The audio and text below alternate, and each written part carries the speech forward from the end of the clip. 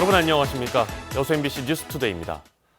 4월 15일 총선을 앞두고 도내 투표소가 확정됐습니다. 전남 선거관리위원회는 본투표소 860여 곳과 사전투표소 290여 곳 등 모두 1,100여 곳의 투표소를 확정하고 중앙선거관리위원회 홈페이지와 포털 사이트에서 유권자의 이름과 생년월일을 입력한 뒤 투표소의 위치를 확인할 수 있다고 밝혔습니다.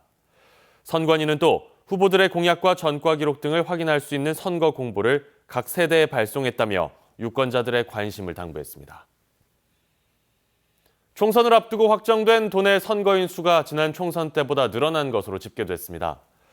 지난 3일에 확정된 도내 선거인 수는 모두 156만 5,566명으로 20대 총선과 비교해 2만 6천여 명이 늘었으며 처음 투표권을 갖는 만 18세 유권자들은 고등학교 3학년을 포함해 19,166명이었습니다.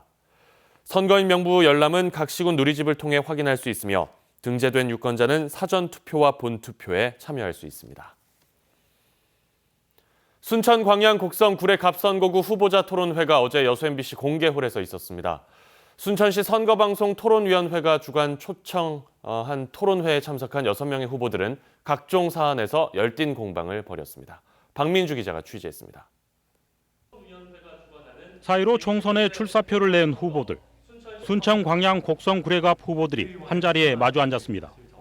논란이 됐던 국회의원 선거구는 바로 잡아야 한다는데 모두 한 목소리를 냈습니다. 원내 교섭단체들이 합의해야 될 문제입니다. 저는 반드시 최우선적으로 이 문제를 해결할 것입니다. 모두가 다 가해자이고 모두가 다 피해자인 문제라고 생각합니다. 우리가 함께 힘을 모아서 뭘 할 수 있을까를 생각해 보는 것이 훨씬 더 생산적이다. 제대로 된 후보를 뽑아서 이것을 바로 잡아야만이 되지 않을까 생각하고요. 그게 우리 시민들이 느꼈던 가장 큰 치유가 아닌가 이렇게 생각합니다. 하지만 당별 후보별로 책임 공방이 이렇습니다. 국민의 민의를 반영하지 않고 보다 자기에게 유리한 게 무엇인가를 기득권을 먼저 지키려고 하는 그들의 문제가 있었다고 생각합니다. 가해자는 누구냐? 20대 국회를 주물렀던 더불어민주당, 미래통합당, 민생당이 책임져야 할 일입니다. 그중에서도 민주당의 책임이 가장 큽니다. 정치폭력입니다.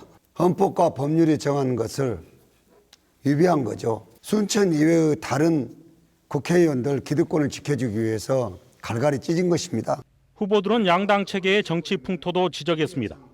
제가 원하는 세상이 있습니다. 누구나 학벌과 집안 배경과 출신 도에 따라서 차별받지 않는 그런 세상들입니다. 달라져야 합니다. 불평등하고 불공정한 사회를 보다 공정하고 평등한 사회로 바꿔야 합니다. 집권여당을 견제할 진정한 진보정당 정의당에 힘을 보태 주십시오. 순천 시민들이 투표로 보여주어야 합니다. 새로운 정치를 하겠다는 약속도 잇따랐습니다. 거대 양당이 있는 이러한 부분들을 중간에 조정 역할을 하는 이런 정당으로서 발전하기 위해서 형성되었고, 물론 저희 미래통합당 고쳐야 할 부분이 많이 있겠습니다만은 제가 남 탓하지 않고 저 천하람이가 미래통합당을 바꿔나가겠습니다. 순천의 낡은 정치, 구태 부분들은 과감하게 깨트리고 싶습니다. 순천의 새로운 역사를 만들어내고 싶습니다. 전남에서 가장 많은 후보가 출마한 순천 광양 곡성 구례갑 후보자 토론회. 후보들은 4.15 총선에서 유권자들의 지지와 현명한 선택을 호소했습니다. MBC 뉴스 박민주입니다. 제21대 국회의원 선거를 앞두고 지역의 상공인단체가 총선 후보들에게 현안 사업 7건에 대한 공약 반영을 요청했습니다. 여수상공회의소는 여수의 새로운 도약을 위해서는 율촌 이산단 조기 조성과 전라선 KTX 전용선 건설, 여수공항의 국제선 취향 등이 시급하다며 이들 현안 사업을 선거 공약에 반영해 줄 것을 제안했습니다. 이와 함께 여수음악제에 대한 국가 지원과 돌산, 화양지구 난개발을 막기 위한 숙박업소 총량제 시행도 건의사항에 포함됐습니다. 여수 지역 특정 총선 후보의 지지 서명을 받았다는 논란이 제기된 모 상인회 집행부가 경찰에 고발됐습니다. 여수시 선거관리위원회는 어제 여수의 모 시장 상인회장과 사무국장을 사전선거운동과 공직선거법 위반 혐의로 경찰에 고발하고 특정 후보와의 관련성 여부에 대해서는 수사를 의뢰했습니다. 해당 상인회는 지난달 말 내용이 없는 서명 용지에 상인들의 이름과 전화번호, 서명 등을 받은 사실이 알려지면서 특정 후보 지지 서명이라는 논란이 불거진 바 있습니다. 사상 초유의 온라인 개학이 며칠 앞으로 다가왔습니다. 이번 주 전국 고3과 중3 학생들부터 순차적으로 시행되는데요. 막바지 준비가 한창인 학교 현장의 모습을 조희원 기자가 취재했습니다. 컴퓨터 앞에 선 교사가 질문하자 퍼스트 무버 혹시 알고 있는 친구 있으면 한번 대답해 볼 수 있나요? 퍼스트 무버? 학생들이 채팅창으로 대답합니다. 빠른 추격자 성원. 맞습니다. 개학일이 코앞으로 다가오자 일선 학교들은 분주해졌습니다. 각 학교와 교육지원청에서는 온라인 수업 시연도 잇따라 진행되고 있습니다. 여러 가지 프로그램들을 비교해 보면서 어떻게 하면 아이들에게 가장 효율적으로 좀 수업을 전달할 수 있는지, 온라인 수업을 또 어떻게 하면 적용하면 좋을지 쌤끼리 이제 학년별로 이제 모여서 또 학생 특성에 맞게 회의를 또 하고 계십니다. 교육청이 제시한 수업 형태는 크게 3가지. 일정 기간 동안 강의를 시청하는 콘텐츠 제공형과 실시간 쌍방향 수업은 전학년, 과제 수행 중심 수업은 고학년을 대상으로 권장됩니다. 설문조사 결과 학부모들은 실제 수업 시간에 맞춰 진행되는 실시간 쌍방향 수업을 가장 선호했지만 교사들은 콘텐츠 제공형 수업을 선호하는 것으로 나타났습니다. 수업 형태나 사용하는 플랫폼과 콘텐츠는 학교 재량에 따라 결정될 전망입니다. 원격 수업 관리위원회라고 학교에서 구성되어서 학교장 선생님하고 관리위원들하고 협의해서 그 학교에 가장 적절하고 합당한 합리적인 방법을 선택을 하실 것 같아요. 그러니까 가정에서 조금만 기다려 주시면 학교에서 자세히 안내가 있을 걸로 예상됩니다. 전남도 교육청에 따르면 스마트 기기가 없어 원격 교육을 받기 어려운 소외계층 학생들은 관내 전체 학생의 3%인 5,686명. 교육청은 피치 못할 사정이 있는 학생들만 등교를 허용하되 형평성을 고려해 대면 수업은 하지 않기로 했습니다. 맞벌이라든지 또는 어려운 아이들 같은 경우는 그럴 수 없기 때문에 학교 컴퓨터실이라든지 교실을 활용해서 등교해서 온라인 수업을 할 수 있도록 하고 있습니다. 교육청은 우선 코로나19 확진자 발생 추이를 지켜보며 온라인 수업 기간을 연장하겠다는 입장입니다.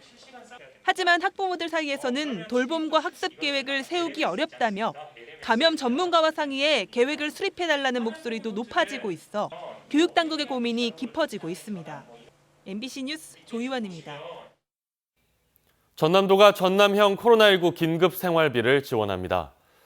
전라남도는 코로나19 장기화로 어려움을 겪고 있는 도민들의 생활 안정을 위해 정부의 긴급재난지원금과 별도로 오늘부터 전남 전체 가구의 37%인 32만여 가구에 최대 50만 원의 전남형 코로나19 긴급생활비를 지원합니다. 전남도는 이번 긴급생활비 지원 대상에서 코로나19 정부 지원 혜택을 받은 가구 등 중복 지원 대상자는 제외한다고 밝혔습니다. 광양시가 올해 반기별로 나눠서 지급할 예정이었던 농어민 공익수당을 일시 지급합니다. 광양시는 최근 열린 공익수당위원회에서 코로나19로 발생하는 농어민들의 피해를 줄이기 위해 올해 2차례에 걸쳐 30만 원씩 나눠 지급될 농어민 공익수당을 이번 달에 모두 지급하기로 결정했습니다. 이에 대해 광양시는 관내 농어민 7천여 명이 42억 원의 수당을 받을 것으로 예상하고 해당 지역 이통장을 통해 광양사랑 상품권 카드로 지급할 예정입니다. 순천시가 아동수당 수급 대상자에게 돌봄 포인트를 지급합니다.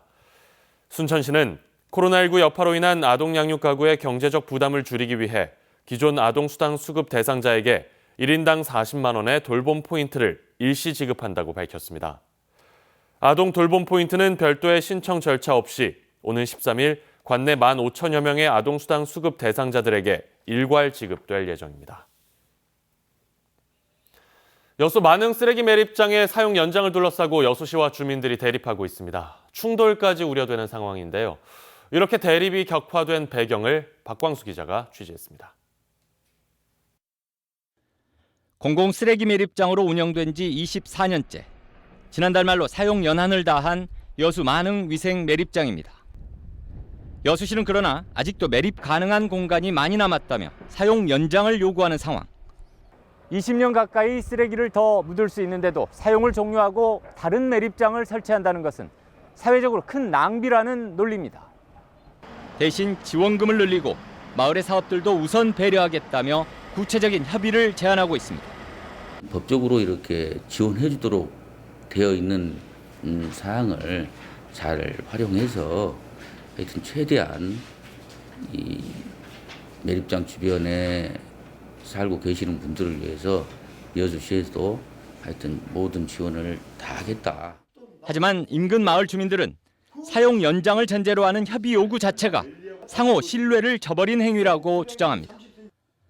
지난 1998년 여수시가 마을에 보낸 공문입니다. 2020년 사용 기간을 엄수하겠다는 약속이 2차례나 강조돼 있습니다. 6년 뒤인 2004년 3월 공문에도 2020년 사용 준수권에 대한 확고한 의지가 드러나 있고 민선 7기 현 시장 체제에서도 마찬가지였습니다. 잔여 용량에 대한 언급이 있기는 하지만 2020년 3월 종료를 확실히 전제하는 문구가 눈에 띕니다. 주민들은 특히 지난해 6월 권오봉 시장의 대면 약속에 큰 기대를 걸었습니다. 권 시장이 좌담회에서 향후 협의라는 단서를 달기는 했지만 기한을 지키겠다고 명확히 답했다는 겁니다. 3차례나 반복된 서면 약속에 시장의 구두 약속까지 지켜지지 않는다면 도대체 무엇을 믿어야 하느냐고 주민들은 반문합니다. 시장님이 사랑방 좌담회를 하자고 저희들한테 모이라 그래가지고 그 자리에서 종료하겠다고 한 약속을 지금 못 지키겠다. 법적 효력이 없다. 주민들은 그러나 이후 9달 가까이 지나도록 시당국은 대체 매립장 설치를 고려조차 하지 않았고 나아가 권오봉 시장은 자신의 약속과 관련된 언급조차 없다고 주장합니다. 작년 6월달에 약속했으면 6월달부터라도 어느 정도 책임 있는 자세를 가지고 주민들하고 대화도 하고 준비도 하고 이랬어야 되는데 그냥 아무것도 없이 내둬버렸다가 오래. 여수시는 법적으로 하자 없다는 환경부 회신 결과 등을 바탕으로 오늘부터 쓰레기 반입을 재개하며 사용 연장을 기정사실화하는 분위기입니다. 일방통행식 행정이라는 우려가 나옵니다. 그분들 마음을 달래주고 그 지혜로운 것을 그분들하고 이마를 맞대고 고민하고 해결책을 가져줘야 된다고 봅니다. 약속을 지키기 위한 최소한의 노력도 진정성 있는 유감의 표현도 전혀 없었다고 호소하는 주민들. 공감과 신뢰를 얻지 못한 행정이 주민들을 오히려 막다른 대치로 몰고 있다는 지적이 많습니다. MBC 뉴스 박광수입니다. 20년 넘게 쓰레기 수거와 거리 청소를 하다가 폐암에 걸린 한평군의 한 환경미화원이 산업재해로 인정을 받았습니다. 차량 배기가스와 미세먼지 등 유해물질에 쉽게 노출되는 작업 환경 개선이 시급해 보입니다. 김한수 기자의 보도입니다. 환경미화원들이 거리에서 쓰레기 수거를 하고 있습니다. 수거 차량에 쓰레기를 담자 분쇄기가 작동하면서 뿌연 먼지가 나옵니다. 인근의 쓰레기를 수거하기 위해 짧은 거리를 이동해야 하는 작업 특성상 환경미화원들은 자주 차량 뒤편에 매달립니다. 이 때문에 차량 배기가스와 쓰레기 분쇄기에서 발생하는 미세먼지 등 온갖 유해물질에 노출됩니다. 이 마스크를 쓰지 않으면 저녁에 목이 아파가지고 잠을 못 이룰 정도. 뭐가 들었는지 모르니까 그 안에 들어있는 압착이 되면서 터지는 먼지, 가루, 그다음에 농약가루 등 그다음에 배기가스도 마찬가지고요. 23년 동안 환경미화원으로 일했던 이재학 씨는 2년 전 폐암 판정을 받았습니다. 지난 2018년 산업재해를 인정해달라고 근로복지공단에 신청을 했고 1년 3개월 만인 올 1월 승인됐습니다. 디젤 엔진 가스와 성면, 농약 등 발암물질에 노출된 작업 환경이 폐암 발병과 연관이 있다는 것이 인정된 겁니다. 배기가스도 배기가스지만은 이제 농촌에 농사 짓는 사람들이 막 농약 분재 같은 거 그런 것도 내놓은 거 그런 것도 많이 나와요. 그런 것이 이 씨와 함께 산업재해 신청을 해 승인을 받은 환경미화원은 모두 5명. 모두 이 씨와 같은 작업 환경에서 유해 물질에 노출되면서 폐암이 발병한 것으로 추정돼 작업 환경 개선이 시급하다는 지적이 나옵니다. 친환경 한국형 차량이 도입이 돼야 되고 또 거기에 맞는 우리 환경미화원의 특수건강검진 이런 건강관리 시스템이 도입이 돼야 좀 더 안전하고 건강하게 일을 할 수 있을 것 같습니다. 환경미화원의 작업 환경 개선 문제는 현재 근로복지공단 산하연구원에서 진행되고 있지만 실제 현장에 적용되기까지는 상당한 시간이 걸릴 것으로 전망됩니다. MBC 뉴스 김한수입니다.